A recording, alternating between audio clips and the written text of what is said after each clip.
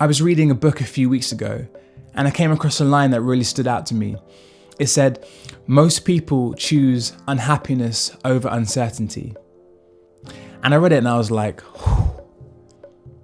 am I one of those people?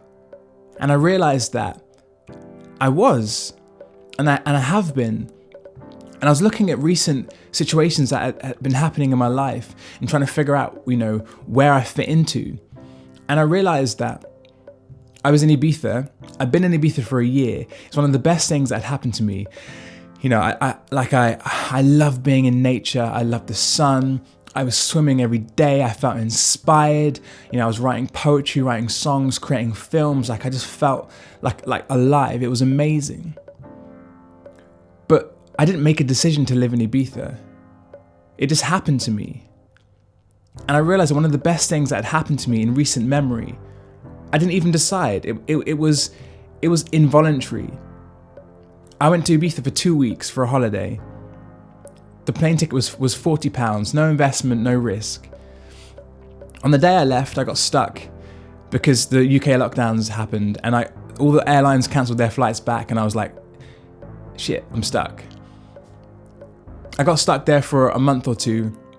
And then it's almost like the lack of making a decision, I didn't decide to come back. That's what kind of kept me there. And I realized I was like, I never would have moved to Ibiza. I wouldn't have had the guts to do that, because there are so many things that have always held me back from going to live abroad. I've always traveled, but I've never lived somewhere else like that. And there's always an excuse. There's always but I'll do it next year when this happens, or but I have this to do. What if I miss out on that? And what if there's an emergency? What if my health insurance? What if there's, I feel like and a lot of us, we're constantly waiting for the best situation to present itself. But there's never a best situation. I think about other times in my life, like when I performed, not relatable at all, but when I performed at Wembley in front of 80,000 people. And I'd never performed in front of more than a few thousand before. And I'd always been at the keyboard, at the piano. And I had to be up singing and dancing and getting the crowd going. And I was terrified. I was under the stage before I went on, and I was shaking. And I was like, what's going to happen when I get up there? I'm just going to pass out and look like a complete, this is going to be so embarrassing. And I got up and I felt fine. And it was amazing.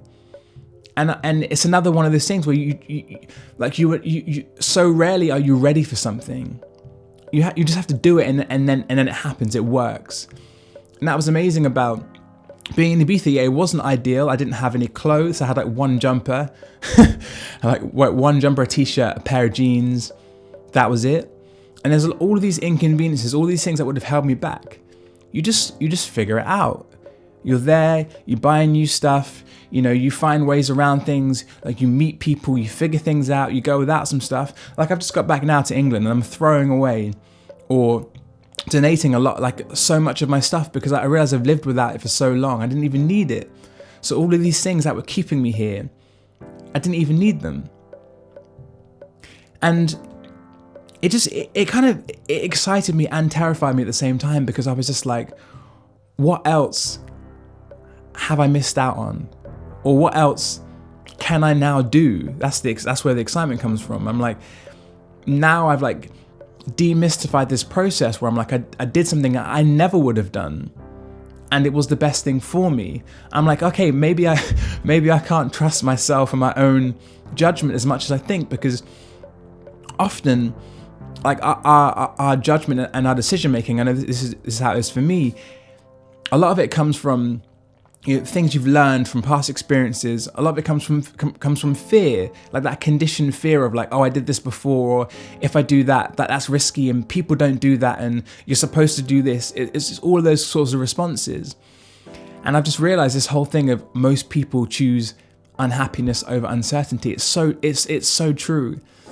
And I feel like it's holding me back and so many of us back from things that could be amazing for us.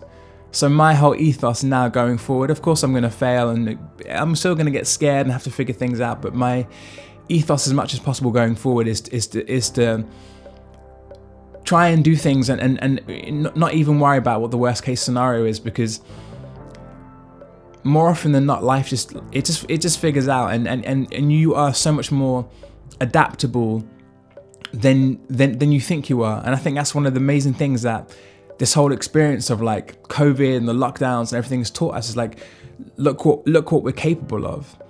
And I think that's kind of, where I'm at now. Like I'm taking that thing of being like, wow, we managed to live in a room for 8 months and go nowhere. Like, if I can do that, what else can I do? That's where I'm at now. And I'd love to hear of anything that you've done that scared you, or things that you are scared of going forwards. What you're scared of, why you're scared of it, any plans that you have that you've been putting off for a while, any dreams, any hobbies, anything you want to do, because I just think it's like really, really exciting. And I definitely want to look back at this moment in 5 years' time and be like, okay, I have chosen happiness over uncertainty. What? Nope. I have chosen... I was doing so well. I was like, I just had a complete brain fog. I want to look back and be like, I'm one of those people who chooses happiness. I can't even figure it out. What am I doing? Who am I? I'm a person who chooses happiness. That's it. Oh man. I want to be one of those people. Take 4. I want to be one of those people who chooses uncertainty over unhappiness. The end.